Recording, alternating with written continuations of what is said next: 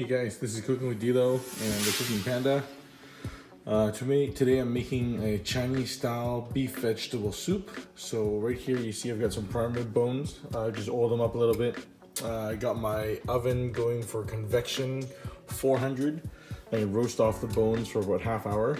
I got my mirepoix over here, my onions, carrots and celery. So 2 parts onion, 1 part carrot, 1 part celery. Gonna get some tomato paste so I can roast the bones off for about half hour at 400 degrees. I'm gonna take them out. Gonna smear some tomato paste onto the bones. It's gonna help give it that nice brown, rich color and flavor.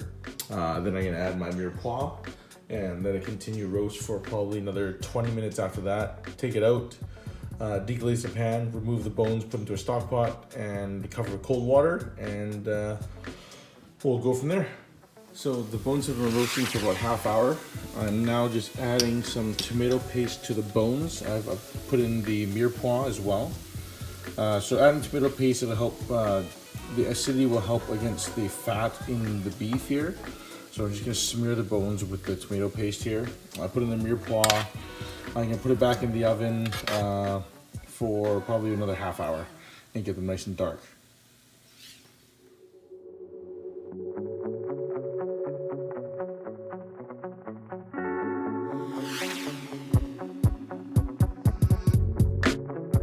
That the bones are nice, rich, golden brown. The tomato paste is caramelized nicely.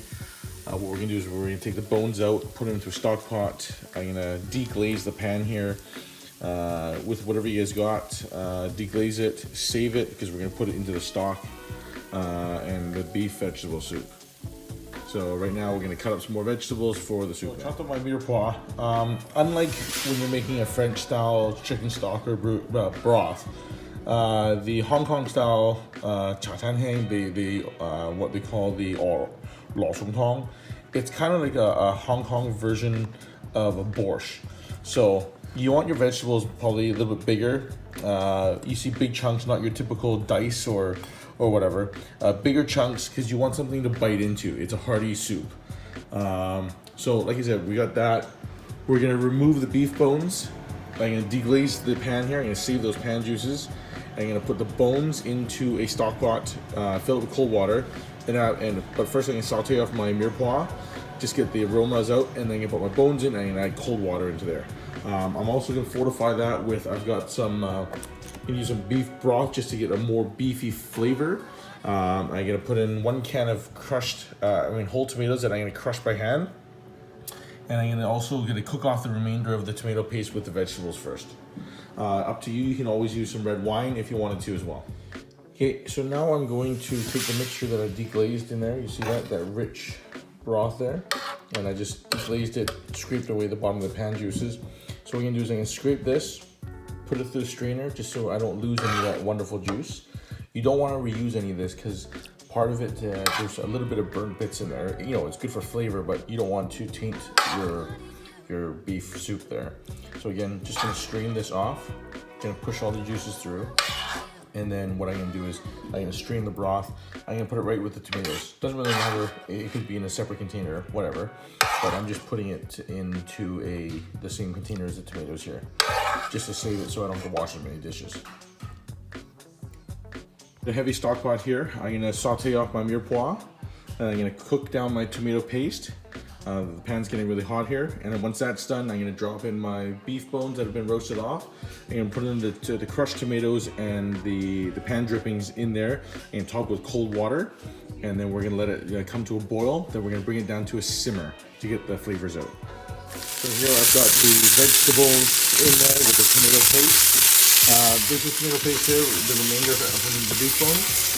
Don't toss out the can yet. I'm gonna use some water just to clean that out, make sure we don't waste anything. But most important thing is we want to cook out the tomato paste. We want to cook it out just to make sure that it's not, what you say, it's not burning, but we want to cook it out and get rid of that tartness out of there. And that's going to give our soup a very nice robust flavor. So you can see right here, I filled the stock pot up, cover the bones. I use this beef broth with red wine just to give it a more robust flavor. If you have your own beef stock, you can do that as well. Once this gets close to coming to a boil, I'm gonna put in some bay leaves. You can put in some peppercorns if you want. I'm just gonna avoid it this time just because of the kids, but it adds a dimension of flavor. But like I said, add some bay leaves, your aromatics if you want. You can put them into a cheesecloth sack. I just put them in whole, no big deal, as long as you just remember how many bay leaves you put in there. So there's the bones right there. They're gonna boil off here. Like I said, I'm going to bring it to a boil and then let it simmer for about, I don't know, about an hour and a half, 2 hours after that. You don't wanna overboil this or else you're gonna get a whole bunch of sludge that comes up. This will help keep it with a little bit of the clarity, but do skim it as you go and just helps get the beef soup really good. It's coming to a boil. I've already skimmed some of the foam and the fat off the top. So we're gonna bring this down to a simmer. And I'm gonna put my bay leaves and my aromatics in right now. And we're gonna let that go for about an hour, hour and a half. So the soup was boiled. I added some potatoes and some cabbage. So this is the very Hong Kong style, I guess it's like a borscht. It was just a Hong Kong style of a borscht. Vegetable soup is really good. So I've added the cabbage in, I've got the potatoes in, so I'm just gonna let it come to a simmer and I'm probably gonna let it go for about half hour here.